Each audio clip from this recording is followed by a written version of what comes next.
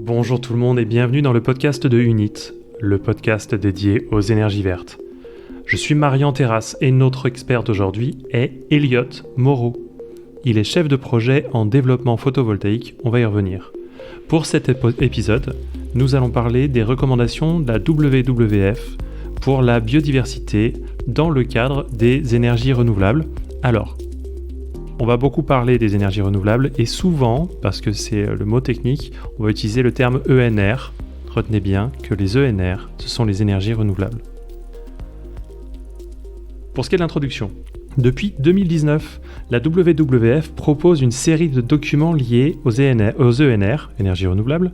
Nous allons vous présenter un nouvel épisode qui s'appelle 60 recommandations aux développeurs et collectivités pour le photovoltaïque au sol.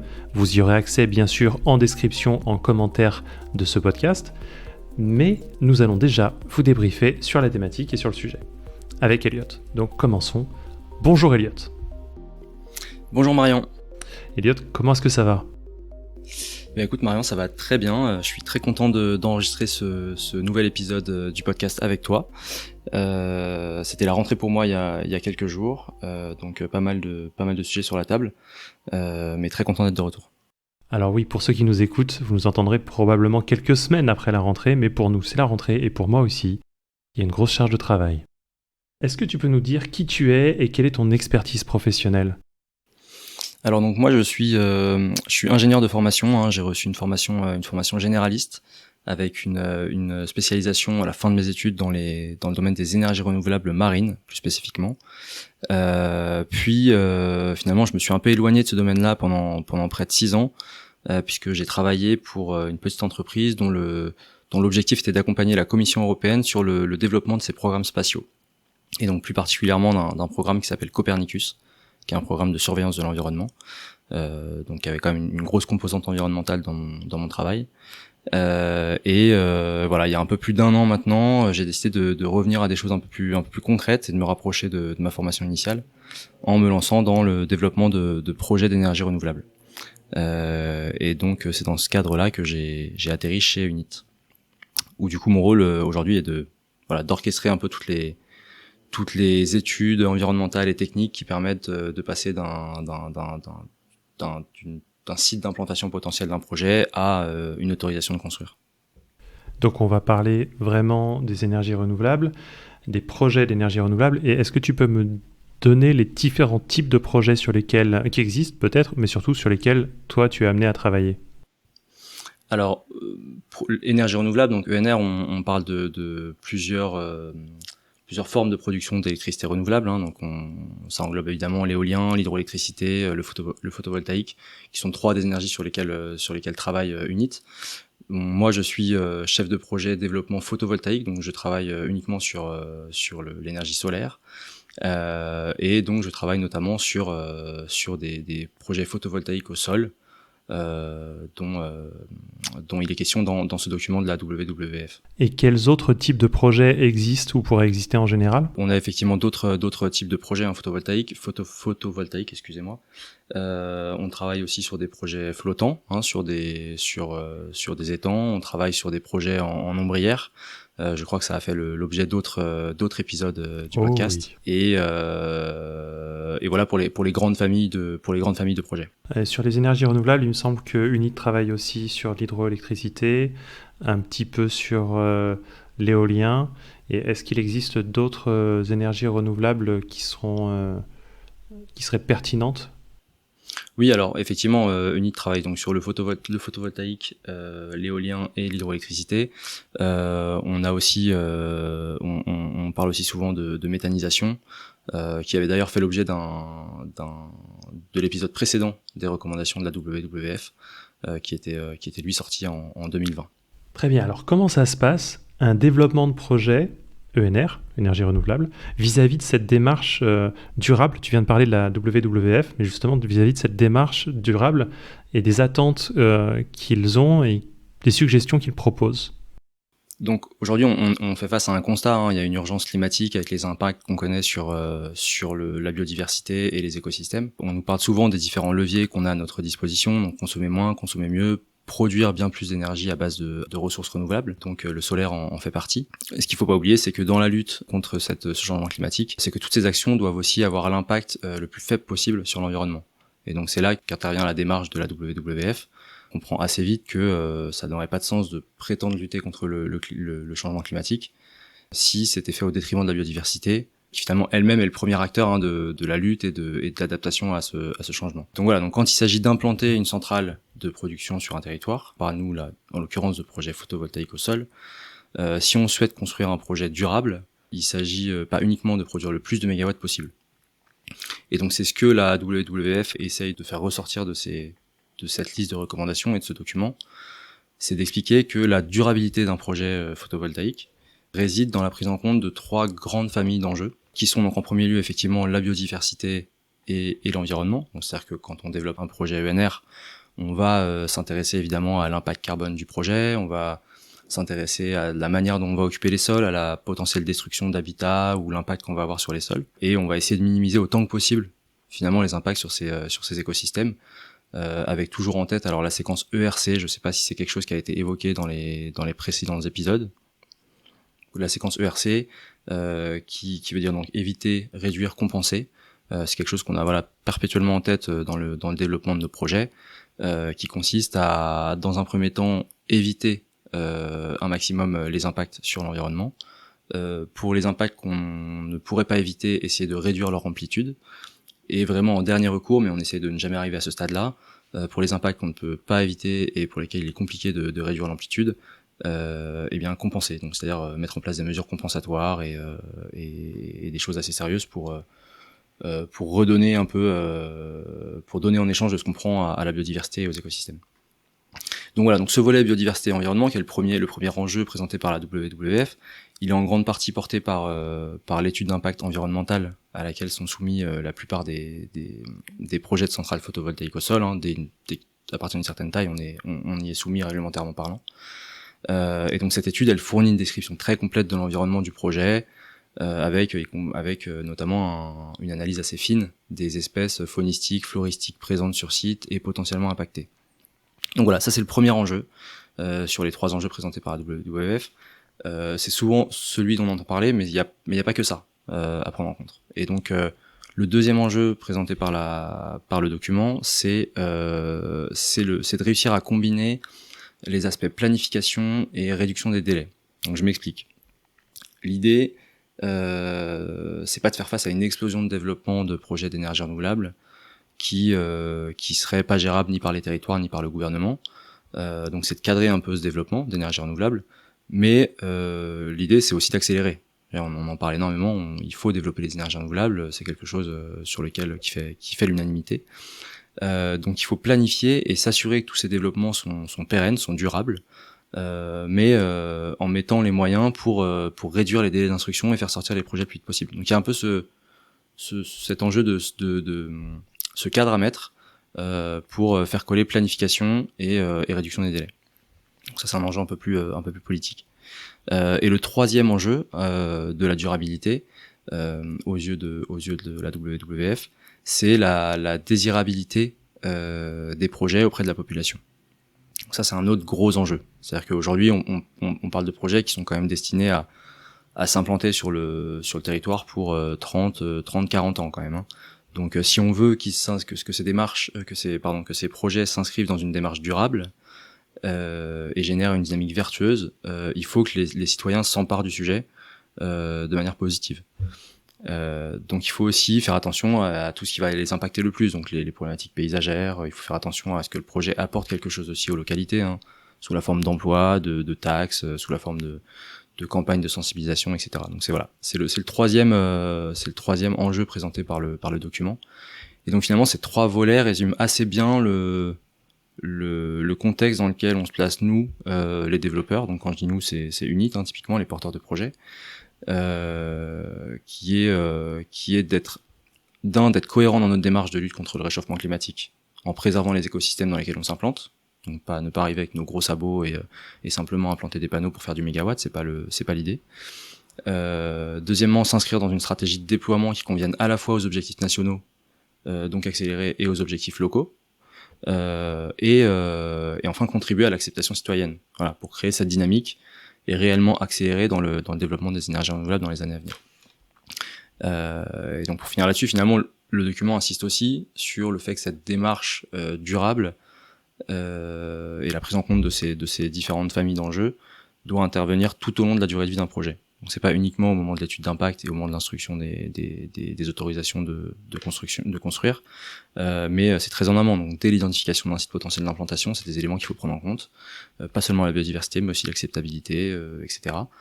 Puis dans la phase de développement, mais aussi pendant la phase de construction, l'exploitation, et même anticiper certaines choses qu'on peut anticiper sur le démantèlement de la centrale ou son renouvellement si on fait le choix de la faire perdurer.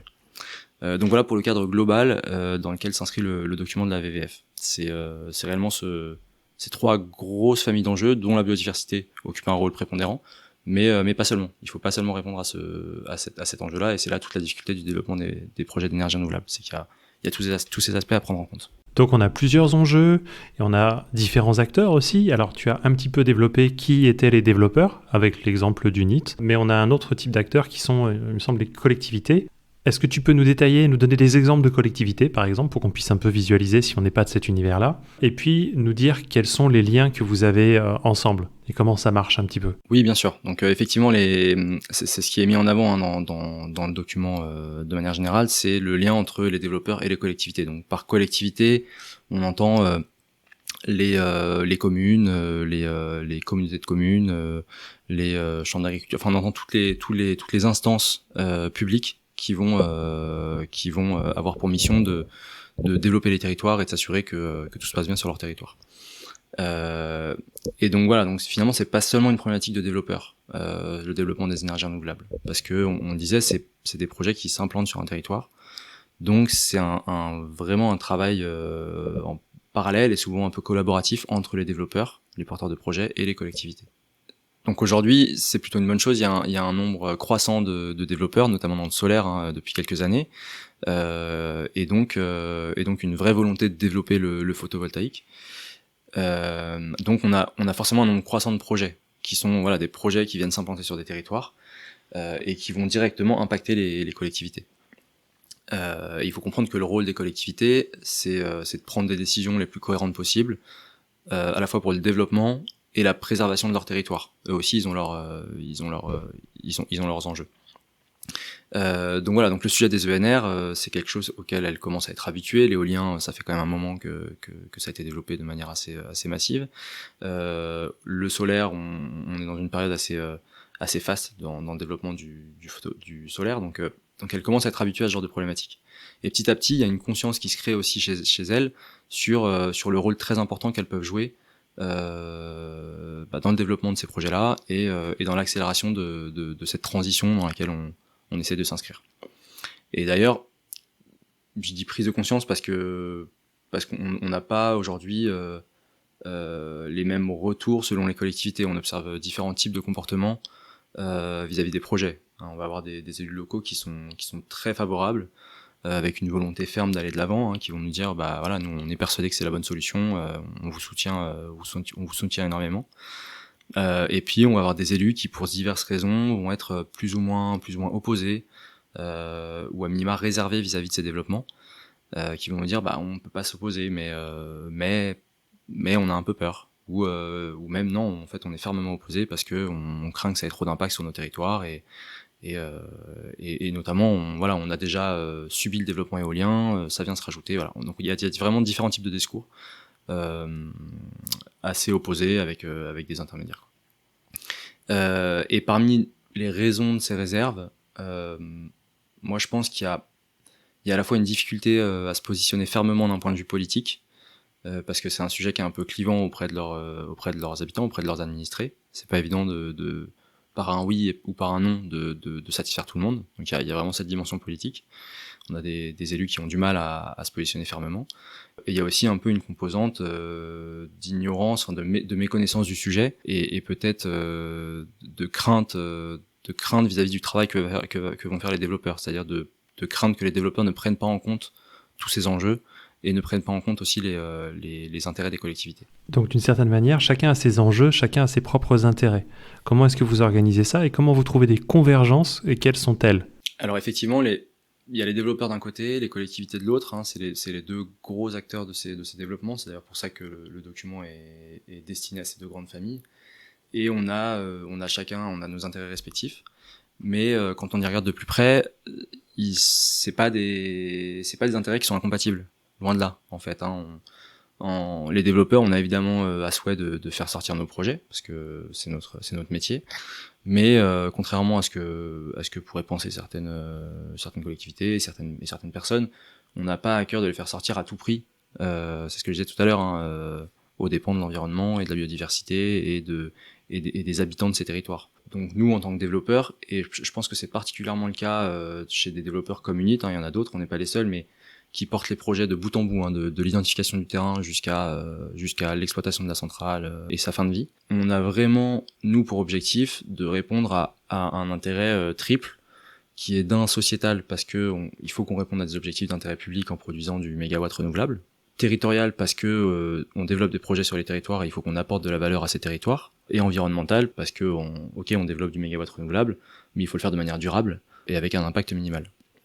Donc finalement, notre intérêt propre en tant que développeur, c'est la résolution de cette équation un peu complexe, mais dans cette équation, il y a aussi l'intérêt des collectivités. Donc un projet réussi pour nous, c'est un projet qui coche toutes ces conditions, dont la réponse aux intérêts des collectivités. Donc je le rappelle, dans le cadre de l'organisation de ces projets, la WWF arrive avec des recommandations. On détaillera un peu plus tard quelles sont ces recommandations, mais est-ce qu'en attendant, tu peux nous dire déjà pourquoi ces recommandations, elles sont importantes ?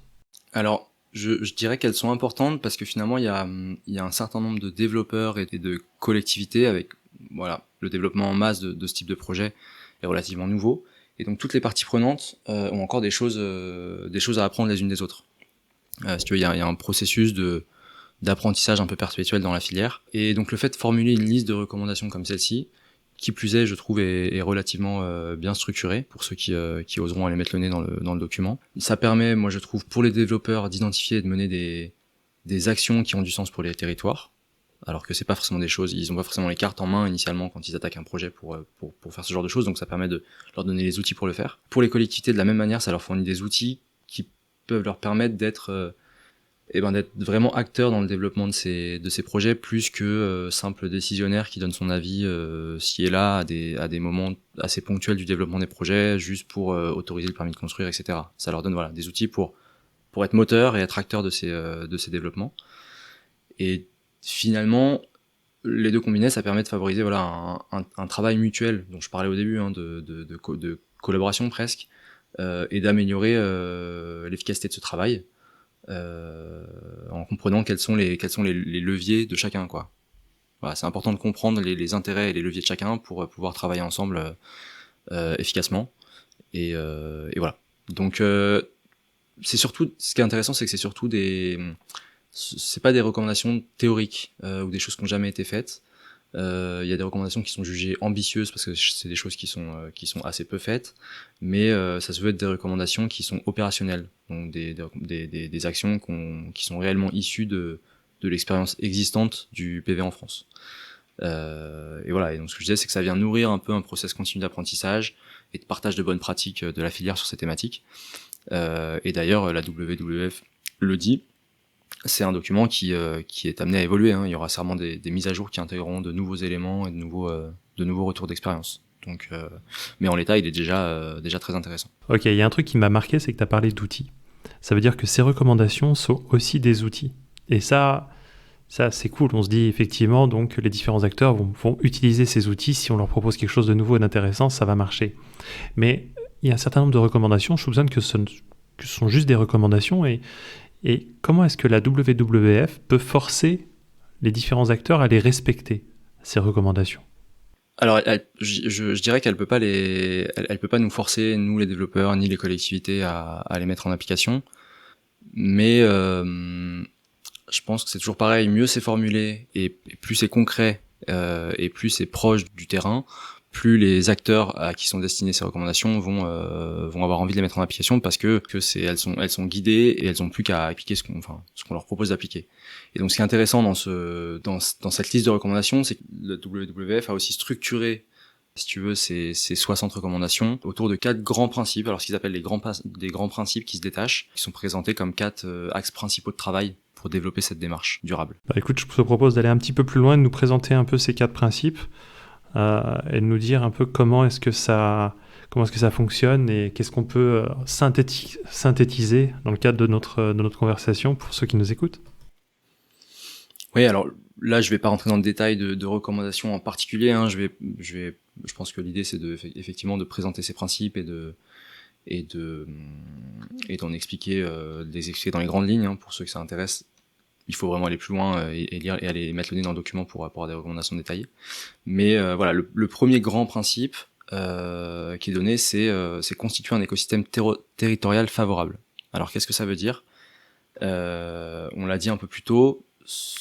Les projets d'énergie renouvelable sont des projets de territoire. Donc c'est des territoires qui sont constitués de différents niveaux de collectivité, qui ont chacune leur rôle à jouer dans la planification de ces développements, et qui plus est dans un contexte législatif qui évolue un peu là avec la loi d'accélération, etc. Enfin il y a quand même un contexte qui évolue de ce côté-là, qui est encore un peu flou sur certains points, mais tout le monde a à cœur de travailler ensemble pour faire avancer ces choses-là.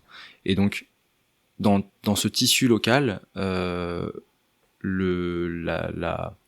l'enjeu, c'est d'essayer de trouver le bon échelon pour chaque problématique. Donc les premiers échelons à l'échelle, je dirais, extra-locale, on a les communes qui sont en première ligne, les communes sur lesquelles on vient s'implanter, et qui peuvent, elles, avoir porté déjà une stratégie ambitieuse de développement des énergies renouvelables, etc., et essayer d'inscrire ces choses-là dans leur document de planification ou leur document d'urbanisme. Puis à l'échelle un peu au-dessus, on a les communautés de communes, donc l'échelon on va dire intercommunal, que le document d'ailleurs présente comme l'échelon le plus pertinent quand il s'agit de discuter réflexion stratégique et choix de localisation des implantations, etc. C'est-à-dire que plutôt que de réfléchir juste à l'échelle de la commune, peut-être que réfléchir à l'échelle intercommunale, ça permet d'avoir une vision un peu plus globale, mais en restant quand même proche des territoires. Et donc ce qui est mis en avant dans cette grande famille constitue un écosystème territorial favorable, c'est que mettre en place les conditions d'un dialogue fructueux entre ces différentes parties prenantes, et donc quand je dis les différentes parties prenantes, c'est à la fois les communes, donc à la fois les collectivités, mais aussi les développeurs, les propriétaires des terrains sur lesquels on s'implante, donc tout ce petit écosystème, développer les conditions d'un dialogue fructueux, c'est un ingrédient incontournable de la durabilité des démarches de développement des projets photovoltaïques. Parce que ça vient justement répondre un peu aux 3 enjeux que j'ai présentés précédemment. Et donc au-delà de ces mailles extra-locales, après la grande difficulté, parce que c'est bien de s'intéresser à ce qui se passe au niveau des communes et des intercommunalités, mais la grande difficulté, ça va être, et c'est déjà, de réussir à correctement articuler toutes ces différentes échelles de planification et les rendre cohérentes entre elles, parce que in fine l'objectif c'est que les rythmes de développement dans les territoires, donc au niveau communal et intercommunal, soient alignés avec l'ambition nationale. Et donc là il y a plein d'échelons entre tout ça. Il faut réussir à aligner tout ça pour avancer de manière efficace. Et donc ce travail de coordination il est mentionné aussi dans les recommandations de différentes manières. Donc c'est un gros travail, et il faut faire attention à ce que ce travail ne soit pas contre-productif, à vouloir trop en faire, finalement on n'avance pas. Donc voilà, donc il faut trouver le bon échelon, et à l'échelon communal et intercommunal, ça permet déjà d'avoir des discussions très intéressantes et d'avancer dans la planification de ces projets. En tout cas, la constitution de cet écosystème favorable, on se rend compte sur le terrain que c'est vraiment extrêmement important. Donc nous chez UNIT, c'est quelque chose qu'on prend vraiment à cœur, et on essaie vraiment de faire ce travail de concertation locale très en amont des projets, de maintenir ce lien entre la communauté, la commune, la communauté de communes, nous-mêmes et les propriétaires, pour être certain de bien comprendre leurs attentes et être certain aussi que eux aient bien compris notre démarche, et développer un peu ce climat de collaboration. Et d'ailleurs ça me fait penser à une autre des recommandations cette fois pour les collectivités dans le document, qui est la nécessité pour les collectivités de maîtriser aussi dans une certaine mesure les besoins et les contraintes liées aux installations photovoltaïques. C'est-à-dire qu'en ayant cette connaissance technique, on va dire plutôt l'inverse, c'est-à-dire que Le risque avec une méconnaissance des exigences techniques, c'est de concevoir des règles dans les documents de planification qui soient vraiment incompatibles avec leurs propres ambitions de production de renouvelables sur le territoire. Donc, et inversement, les développeurs doivent aussi bien comprendre les raisons des exigences des collectivités pour pouvoir avancer et éviter des dialogues de sourds en fait. Il y a vraiment établir ce contact et se synchroniser pour essayer d'avancer ensemble. Ok, donc je le répète, là on était sur le premier des 4 grands principes proposés par le document, qui était donc comment constituer un écosystème territorial favorable. Le deuxième grand principe parle de l'intégration de l'environnement à toutes les phases du projet. Donc, qu'est-ce que tu peux nous en dire en quelques mots sur qu'est-ce que tu as retenu de comment intégrer l'environnement aux différentes phases de ce projet? On t'écoute. Alors oui, on a parlé tout à l'heure de l'étude d'impact environnemental qui concerne la grande majorité des projets photovoltaïques au sol. Et donc cette étude d'impact qui a lieu, donc je le rappelle, pendant la phase de développement et qui est nécessaire à l'obtention d'une autorisation d'urbanisme, d'un permis de construire, c'est un peu la pièce maîtresse des considérations environnementales du projet. Mais ça ne veut pas dire que l'environnement est considéré uniquement à ce moment-là. On va dire qu'il y a la réglementation, donc voilà, qui nous oblige. Alors c'est pas négatif, hein, mais qui nous impose, on va dire, de faire cette étude d'impact, et c'est une très bonne chose. Mais au-delà du simple respect de la réglementation, pour que le projet soit autorisé et que ce soit un projet durable, hein, parce que c'est de ça dont on parle, il y a toujours cette démarche ERC qui couvre toute la durée de vie du projet et qui permet d'aboutir à un projet avec le moins d'impact possible. Et donc l'ensemble des recommandations là qui sont formulées dans cette grande section traite de ça et de comment appliquer intelligemment cette démarche ERC au projet PV. Donc ça va commencer on va commencer par éviter autant que possible les zones sensibles au sein de la zone d'implantation, donc c'est-à-dire au moment du choix de la zone, et même dans sa proximité immédiate, on va pas venir se coller à des zones trop sensibles. Puis après, on va essayer de réfléchir pour essayer d'adapter les structures et l'implantation, c'est-à-dire qu'on va par exemple augmenter l'espace entre les tables pour pour faciliter le passage de la faune. On va jouer aussi sur les clôtures pour éviter de briser ce qu'on appelle la continuité écologique, hein, donc pour laisser la petite faune passer, etc. Voilà, il y a tout un tas de mesures qui peuvent être mises en place. Chez UNIT, j'ai un exemple qui est assez frappant d'un projet pour lequel qui a été divisé par 3 par rapport au plan initial en termes de puissance installée. C'est-à-dire que finalement, en apprenant des choses pendant l'étude d'impact, on a appris notamment la présence d'une petite tortue, la Situde d'Europe, qui avait pour habitat et pour zone de reproduction les endroits sur lesquels on avait prévu de s'implanter, plus d'autres problématiques qui font qu'on a choisi de se retirer de beaucoup de zones initialement prévues pour l'implantation des panneaux, et donc on a divisé la puissance du projet par 3. Et finalement, ça en fait pas un mauvais projet, c'est une bonne chose. C'est-à-dire que ça en fait un projet durable. C'est-à-dire que c'est un projet qu'on a fait évoluer et qui a du sens et qui vient s'inscrire correctement dans l'environnement dans lequel on le développe. Voilà. Après, il y a d'autres choses, hein. Ça peut être pendant la phase de chantier, on va adapter nos périodes de travaux pour éviter de déranger la faune, la flore parfois. Prendre des mesures particulières pour pas impacter l'environnement outre mesure pendant cette courte période de travaux. Donc il y a beaucoup de choses qui peuvent être faites par les développeurs à ce niveau-là. Voilà, ça c'est plus des actions de développeurs, on va dire. Mais il y a une recommandation qui m'a moi interpellé pour finir là sur ce sujet-là dans le document et qui elle m'interpelle aussi parce que c'est une recommandation qui est formulée à la fois pour les développeurs et les collectivités et que je serais curieux personnellement de voir et même de mettre en place. C'est quelque chose que moi j'ai jamais fait personnellement. C'est de faire travailler ensemble plusieurs développeurs et les collectivités pour mutualiser les mesures compensatoires entre différents projets. Donc c'est-à-dire qu'on prend différents projets.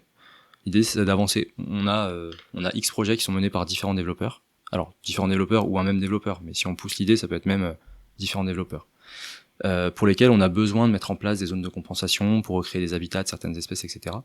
Et donc plutôt que de se retrouver avec X petites zones de compensation écologique, est-ce que ça aurait pas parfois du sens de se mettre tous ensemble avec le support de la collectivité et de définir une belle grande zone de compensation. Donc ça, ce sera un beau travail collaboratif, non seulement entre les développeurs et les collectivités, mais aussi entre différents projets à une plus grande échelle, Voilà, ça aurait pas forcément de sens de tomber dans la systématisation et de le faire de le faire à chaque fois, parce que l'objectif notamment c'est d'éviter d'arriver au stade de la compensation. Mais dans certains cas de figure, je pense que ça mérite de s'y pencher, et c'est une démarche qui est une recommandation qui est assez intéressante. Enfin, moi qui m'a interpellé. Alors ça nous amène à la partie suivante du document, ce qui est le partage de la valeur créée. Comment partager la valeur créée? Est-ce que tu as des éléments que tu as pu retenir et que tu peux nous partager à nous expliquer à nous? Est-ce que tu peux succinctement nous donner quelques éléments intéressants pour le grand public? Ouais, alors, ouais, effectivement, encore une fois, hein, c'est des projets qui s'implantent sur des territoires pendant plusieurs années. Donc, tout à l'heure, on parlait des enjeux de développement du photovoltaïque, avec notamment la désirabilité et l'acceptation de ces projets. Et là, on est en plein dedans, c'est-à-dire que les développeurs et les collectivités travaillent ensemble pour sortir ces projets, mais qui en tire quoi, finalement? Parce que, ok, les développeurs, on sait ce qu'on en tire, on revend l'électricité, c'est comme ça, c'est notre métier. Mais est-ce que finalement les territoires, les collectivités, les habitants peuvent en tirer quelque chose? Donc ça, c'est aussi un des gros enjeux. Et donc il y a différentes façons de faire en sorte que voilà, toutes les parties prenantes bénéficient de ces projets. Il y a différents outils, différents leviers qui peuvent permettre de faire ça. Alors il y a notamment des leviers, les leviers de la fiscalité, hein, qui font que les communes et les intercommunalités perçoivent un certain montant lorsqu'on implante des centrales de production d'électricité sur leur territoire. Et ça, c'est des choses qui évoluent aussi. On l'a vu notamment avec l'IFER, hein, c'est l'impôt forfaitaire des entreprises de réseau, dont les règles de distribution ont récemment changé pour que, quel que soit le régime de fiscalité de la commune puisse bénéficier de ces retombées fiscales. Mais il y a aussi d'autres possibilités, hein, pour maximiser les retombées économiques locales. Par exemple chez Unit, mais pas que, hein, il y a d'autres développeurs qui le font également. Il y a des solutions de financement et de gestion qui permettent d'impliquer financièrement les territoires dans nos projets. Donc on peut envisager notamment l'entrée des collectivités ou des habitants au capital de nos sociétés de projet. On peut envisager des collectes de fonds participatifs, voilà, qui vont nous permettre nous de financer nos projets, et qui vont permettre aux participants de bénéficier en fait d'une épargne rémunérée à moyen terme, à partir de ce versement initial. Il y a d'autres façons de mettre à profit de faire bénéficier les territoires, hein. La mobilisation du foncier de la collectivité permet aussi de générer des retombées fiscales. Et un autre outil qui est, je trouve, très intéressant, et qui est aussi mentionné, hein, évidemment dans ces recommandations, qui permet aux collectivités de devenir porteuses des projets et vraiment opérateurs de la transition, ce sont les SEM, donc les sociétés d'économie mixte, voilà, qui permettent vraiment aux collectivités d'être fortement impliquées à la fois dans le volet foncier, dans le développement, et puis même dans l'exploitation du parc parfois. Donc voilà, il y a réellement un fort niveau d'implication des collectivités, donc c'est quelque chose qu'on voit de plus en plus. Et chez Unit, alors j'ai pas d'exemple à donner dans le photovoltaïque, mais c'est quelque chose qu'on fait assez régulièrement d'impliquer les SEM sur nos projets hydroélectriques. Et on cherche aujourd'hui à le faire aussi sur nos projets solaires, donc je pense que ça va pas tarder à venir. Parce qu'on est convaincu que c'est vraiment une bonne pratique. On a même participé à la création de la SEM de Corrèze dans le cadre d'une de nos centrales hydro. Donc voilà, donc je suis pas surpris de retrouver ça dans les recommandations dans le document. C'est vraiment un bel outil. Tu peux me répéter l'abréviation SEM pour ceux qui n'ont pas très bien suivi? Alors c'est Société d'économie mixte. Donc tu as déjà commencé à évoquer la quatrième partie, qui est d'associer les acteurs et les citoyens au projet, avec donc cette idée de les aider à participer au financement, à la valeur créée. Est-ce que tu peux développer un peu plus sur justement cette quatrième partie qui est proposée dans les recommandations de la WWF? Et en passant, avant que tu le fasses, je suis quand même bluffé de voir à quel point cet organisme, la WWF, que moi je connaissais en tant que citoyen lambda, arrive à aller en profondeur sur des thématiques comme celle-là, en profondeur sur les champs politiques, sur des champs économiques et sur des champs bien sûr techniques propres aux recommandations environnementales. C'est quand même quelque chose de... Peut-être pour toi c'est ton univers depuis longtemps et ton métier, mais honnêtement, peut-être pour moi et ceux qui écoutent, c'est quand même assez marquant, assez bluffant. Non, honnêtement, pour rebondir là-dessus, c'est pas. Moi, j'étais assez surpris aussi, hein, de ce travail-là. Je savais pas que la WWF faisait ce genre de document aussi complet et aussi précis sur tous ces champs sur tous ces sujets-là. Ouais. Donc non, c'était une surprise aussi pour moi, une belle découverte. Et donc pour revenir sur ce dernier grand principe présenté dans le document, donc associer les acteurs et les citoyens. Alors contrairement à ce que son nom peut laisser penser, ça colle pas tout à fait avec ce que j'ai présenté juste avant. Mais là on va plus parler de favoriser l'appropriation des projets par les citoyens et par les acteurs locaux. Donc on va plus parler de concertation au niveau citoyen. Donc l'idée c'est que si on veut qu'il y ait une véritable accélération, il faut qu'il y ait une appropriation de ces projets par les habitants et les citoyens, et que ça passe par l'association de 3 choses. Donc il faut que les collectivités soient mieux armées en termes de compétences techniques et de compréhension des enjeux, et même d'ingénierie de ces projets-là, pour vraiment communiquer auprès de leurs citoyens et accompagner les projets dans le sens de l'intérêt général. Il faut qu'il y ait des citoyens mieux informés et concernés par ces enjeux de la transition. Et pour ça, il faut leur en donner les moyens. Hein. C'est pas si facile que ça. Ça va pas se faire tout seul. Et il faut que les développeurs soient sensibilisés au fonctionnement et aux contraintes des collectivités. Voilà. Sans ces 3 éléments, c'est compliqué de développer ce travail de concertation. Et en ça, les recommandations fournies sont intéressantes, parce que une nouvelle fois, elles donnent des outils aux collectivités et aux développeurs pour associer ces 3 éléments correctement. Et ça, au-delà du cadre réglementaire, parce que je parlais de l'information des citoyens. En fait, à certains stades du projet, de manière obligatoire et réglementaire, on est obligé d'informer les citoyens de certaines choses, notamment avec l'enquête publique qui a lieu pendant l'instruction du permis de construire. Donc ça, c'est réglementaire. On est obligé de donner accès à tout le monde à la description du projet et à l'étude d'impact qui a été menée sur le projet pendant l'instruction du permis de construire, de manière à ce que les citoyens puissent se prononcer sur le projet et dire moi je suis inquiet à tel niveau, je m'oppose à tel niveau, etc. Donc on a ce devoir d'information déjà. Mais ça, c'est le cadre réglementaire, et en fait ça veut pas dire que c'est suffisant, parce que c'est vrai qu'en se limitant à ça en termes d'information aux citoyens, ça peut donner une impression d'opacité vis-à-vis des projets. Parce que voilà, on discute des projets en conseil municipal, on essaye de communiquer dessus, mais ça veut pas dire que l'info redescende derrière correctement aux habitants et aux administrés de ces conseils municipaux. Donc c'est vrai que je pense que toute la profession aurait à gagner à travailler sur ce sujet-là.